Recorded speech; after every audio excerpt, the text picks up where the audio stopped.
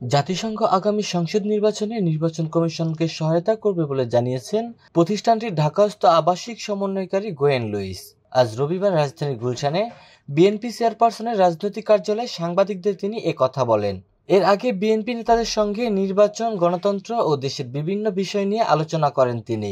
Gwyn Luis সাংবাদিকদের বলেন, আগামী নির্বাচন খুবই গুরুত্বপূর্ণ। এতে জাতিসংঘের পক্ষ থেকে কারিগরি সহায়তা দেওয়া হবে।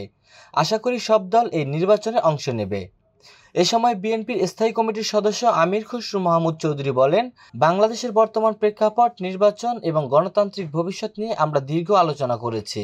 আলোচনার মূল বিষয়বস্তু ছিল বাংলাদেশের ডেমোক্রেটিক অর্ডার ফিরিয়ে আনতে জাতিসংঘের কমিটমেন্ট এবং গণতান্ত্রিক চর্চা ফিরিয়ে আনতে করণীয় সম্পর্কে আলোচনা হয়েছে। আমরা মনে করি বাংলাদেশের বর্তমান প্রেক্ষাপট গণতান্ত্রিক চর্চা ফিরিয়ে আনতে হলে সকলে মিলেই কাজ করতে হবে।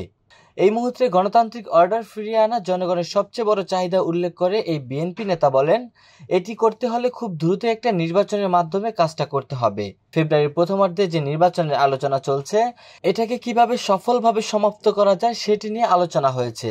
এ সময় তিনি আরও বলেন, রোহিঙ্গা প্রত্যাবাসনের ইস্যু নিয়ে আলোচনা হয়েছে। যতদিন রোহিঙ্গাদের ফেরত পাঠানো না যায় ততদিন তাদের বিষয়ে জাতিসংঘের সমর্থন থাকবে বলে প্রতিশ্রুতি পেয়েছি।